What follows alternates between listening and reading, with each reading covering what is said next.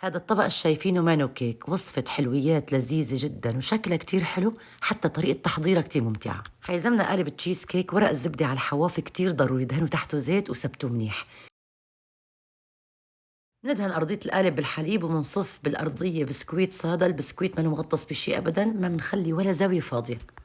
صحن كبير بنكسر بإيدنا كمان شوية بسكويت ساده، بالمقلاية بنحمص شوية جوز، بنقطعه بالسكينة وبنضيفه فوق البسكويت وبنخلطهم مع بعض. بطنجرة بنحط 5 معالق كبار كاكاو و5 معالق كبار سكر، 3 أرباع كاسة حليب بنحركهم وبعدين على النار، وبس يسخنوا بنضيف 50 جرام من الزبدة، وبس دابوا كلهم بنحطهم فوق البسكويت والجوز وبنخلطهم مع بعض. هاي الطبقة رح نحطها فوق البسكويت وبنحاول نعملها كلها بنفس الارتفاع، طبقة بسكويت تانية وعلى البراد ساعتين 3.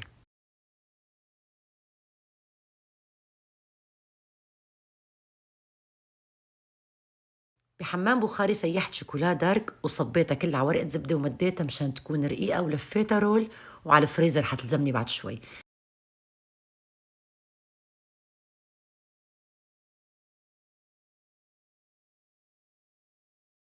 رجعت سيحت مرة تانية، بس هالمرة الشوكولا الحليب، وبعد ما دابت منيح ضفت لها كريمة طبخ، وبعدين جبت القالب من البراد وبدي أمد عليه الشوكولا كلها من كل أطراف ومن فوق ومن الحواف.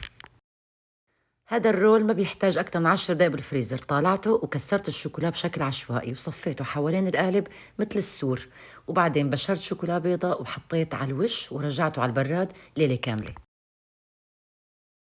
طلعت بتجنن، لما طلعته تاني يوم من البراد شكله حسسني بشكل حديقة أو مزرعة، مشان هيك سميته حلا المزرعة. وعلى فكرة فيكن تزينوه تزرعوه بالنص إيش ما بدكن، مو شرط شوكولا بيضة، وصحة وهنا.